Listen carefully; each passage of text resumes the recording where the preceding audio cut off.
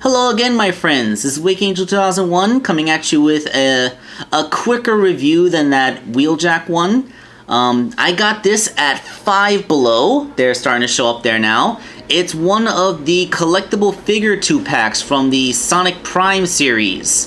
The first time I saw these was when they were available in the Toys R Us section at Macy's, and they retailed for a higher price back then. I think they retailed for $8 to $10, which I deem to be completely not worth it, for reasons I'll get into once I get them out of the packaging.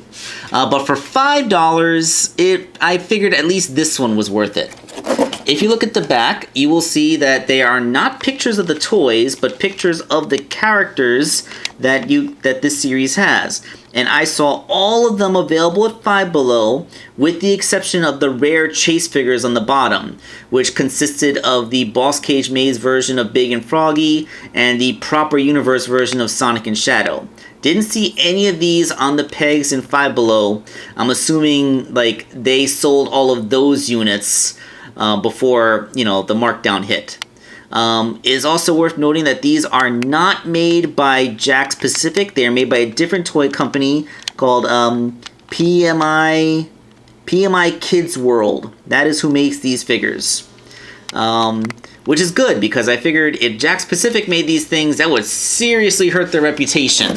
Because I've seen action figures that cost $5 from Jakks Pacific, and they look a heck of a lot better than these things. Alright, so I already opened the packaging, so we can go ahead and get them out. This is the one that has Rusty Rose and one of the Chaos Council's robots. I do not know what you call the Chaos Council robots, so I'm going to refer to it as the Sonic Prime SWAT bot. Is everybody okay with that name? Their interpretation of what a SWAT bot would be. Because I'm a sad AM nerd. Alright. So, yeah, I'm sure you're looking at this now and you're thinking, oh god, that lack of paint deco. Hold on a second, I just remembered something. I want to remind everybody that when these figures were originally sold, they were available not only in this open blister package where you can see the characters you're getting, but also as blind bags. So the same figures were being sold twice to audiences to sucker them. And just as a reminder, this is Jakks Pacific's proper Rusty Rose figure, done in not that much bigger of a scale. And, you can see, this figure has no articulation. It's just a static statue pose like that. But they didn't even really bother with the paint job. Her arms are that unpainted gray plastic that nobody ever likes when they see it on action figures. And, they didn't even... Her body is just, a sea of red. They barely even got the details of her head right. Not even her headband has been picked out. This figure is just really, really bland. There is no passion put into it whatsoever. So, yeah, just going over to show you that these are extremely cheaply made figures, and if you got them at their original price point, you definitely got fleeced.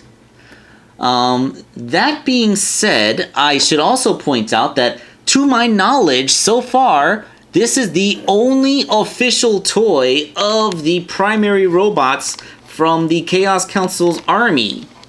So, this one, it has nothing to be compared to, but, the molding of it is at least okay. Everything seems to be there. Almost like they took the model from the game and, used it to make their steel molds. But it has no articulation. Even though, if you... Focus. Come on, camera. Focus. If you look, it looks like that's a joint, but it's not.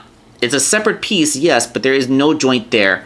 They could not even give this guy a simple swivel arm articulation, despite the fact that they did indeed have a separate piece, and all they would need to do was have molded in a peg. But they couldn't even do that. That being said, like I said, this is the only official toy of this robot.